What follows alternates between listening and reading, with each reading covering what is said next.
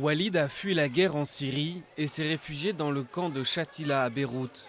Mais aujourd'hui, son permis de séjour a expiré et il a peur de sortir du camp au risque de se faire arrêter. Depuis janvier 2015, les Syriens doivent payer chaque année 175 € pour renouveler leur permis, soit en passant par l'ONU, soit en payant encore plus cher un garant libanais. Notre garant nous dit « soit vous payez, soit je ne renouvelle pas votre permis ». Voilà ce qui se passe. Et si vous allez le renouveler avec les Nations Unies, vous n'avez pas le droit de travailler. Mohammad non plus ne quitte pas le camp de Shatila.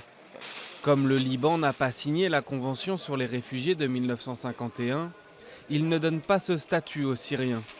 Et leur situation précaire les empêche de payer pour renouveler leur permis de séjour. On vit dans une grande prison. Imagine, voir des policiers et ne pas oser marcher devant eux. Avant, au contraire, tous les 6 mois, j'allais à la frontière pour renouveler mon permis et je revenais. Mais avec les nouvelles mesures, je vis illégalement depuis 1 an et 2 mois. D'après l'ONU, fin mars, 56% des Syriens n'avaient pas de permis valide au Liban.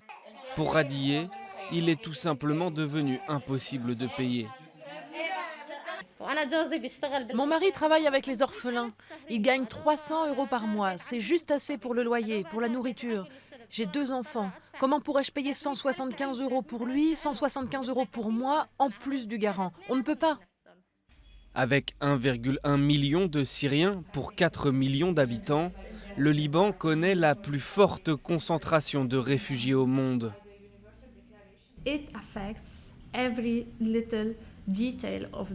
Ça a un effet sur chaque petit détail de leur vie. Ils le disent, c'est comme vivre dans la peur constante. Ils disent avoir l'impression d'être poussés à devenir invisibles.